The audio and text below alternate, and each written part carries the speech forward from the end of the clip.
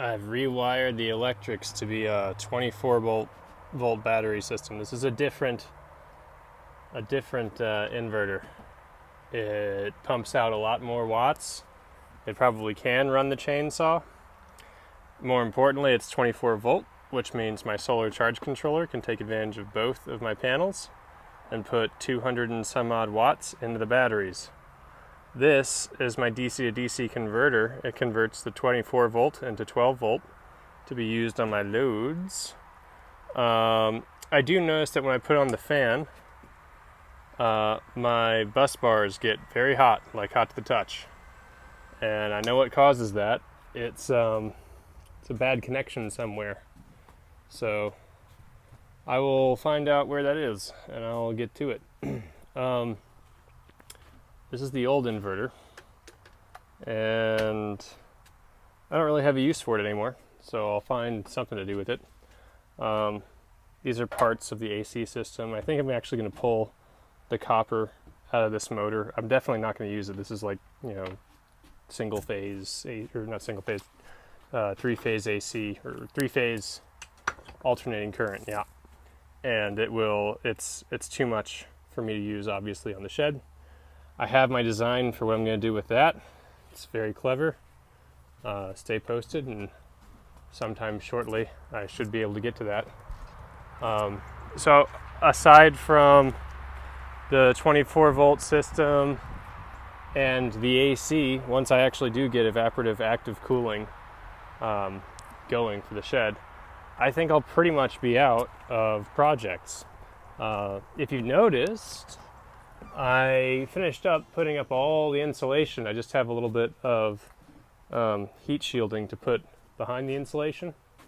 I'm actually hesitant to put heat shielding on the eastern wall anyway, because in the afternoon I kind of need to be able to have this place throw off infrared radiation, and fiberglass is nearly invisible to infrared, so it's strictly just impedes convective and conductive heating. That's what the heat shielding is for. So I have enough space to use a little bit more heat shielding on the west side, but I have more heat shielding than I have places to put it. So I'll probably redo this wall because it's ugly with some of that shiny stuff. And then once I do active cooling in the shed, then I think the shed, as far as all the projects of the shed will actually be pretty much done. I can't think of anything else I would want in here. I mean, maybe a sink, maybe some inline active filtering for maybe get some clean water from my rain catchment system. Do like a charcoal sand stack filter and passively filter it into clean enough to drink water. That would be cool. So I can't think of anything else to do for the shed. Once it has clean water and its own electrical grid and it's insulated, that will be it. Aside from backyard, all of the solar panels are still yet to be installed. That is a job I can do myself in like a day, but the permitting, oh my gosh. County zoning needs to get involved, and you need to have 2 permits. You need to have a solar permit and an electrical permit. And for the solar permit, since there's no standard way of doing it, you have to get an engineer involved, and they cost like $1,000. So that is turning out to be really, really irritating. I just, I'm not too happy with that, but it is what it is. I'll get around it eventually. I hate having to ask permission and go through all the permitting, particularly with the fence, right? The fence is, I feel like this should be an obvious application for solar panels, like just mount them to a fence on a hinge. But apparently no one's heard of that before, so you have to get a county variance in order to put them on a fence, which is ridiculous. You should be able to put them on a fence for sure. I shouldn't have to apply and wait for a month and a half for a county zoning commission to decide whether my variance, which I paid good money to submit, will be allowed or not. This is absurd, but once I'm done with the AC in the shed, and I put the solar panels up on the roof, and the solar panels up on the back fence, then there will be either no electric bill or close to no electric bill on our peak demand days in the summertime. And in the fall and in the spring and the winter, the panels will just outproduce what the household consumes by quite a bit. So that will be good. No electric bill will be very nice.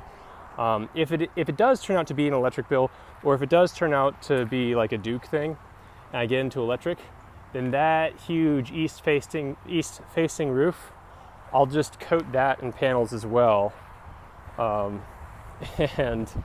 that will obliterate the electric bill. So if I had an electric vehicle at that point, that would be like your EV would never even touch your net metering. There would be nothing I could use at the house to consume that much energy. So solar is really cool. All the plants are taking off. I have pumpkins just everywhere. They're weeds at this point. Please, if you know anybody in Florence who wants a pumpkin plant, please let me know. I have a pumpkin plant here. There's a pumpkin plant in the fig starters. These are the pistachios thus far. That's the male pistachio, and that's the female pistachio. They're both doing okay in there. I'm gonna wait a year and let them grow in the bucket for a year. The guppy pond, I was just chilling out at the guppy pond for 5 or 10 minutes watching little buggers. I love them. My first guppy died today, so you can kind of see him a little bit on camera there. Look at him. Cute little guys.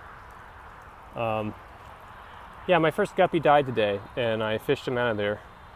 I don't know what killed him. It looked like he had a bent or broken back, which usually means fish collision. So there are mosquito eater or mosquito fish in there, or little minnows, and the minnows will sometimes spaz out and dart around super ultra dangerous fast. And when they smack into another fish, they can kill another fish that way, and I think that's what happened to my first guppy. So that was sad, 15 cents down the drain. But that was a living creature that was under my custodianship that died. So still dealing with that. But it's looking a little bit junky back here, but I promise you, the design that I have for this, when you guys see it come together, it will all make sense. I'm not accumulating junk, especially not in the backyard. I hate it when junk starts to accumulate. It's getting kind of like that in the shed, but I never let it get that bad back here. So we will see how things go. I think I'm going to have to throw away this fan, sadly. I'm not going to be able to use that. I'm going to be able to recycle the windings. And that's that. Main update is the 24 volt today and some insulation. That's what I did today. Okay, see you guys later.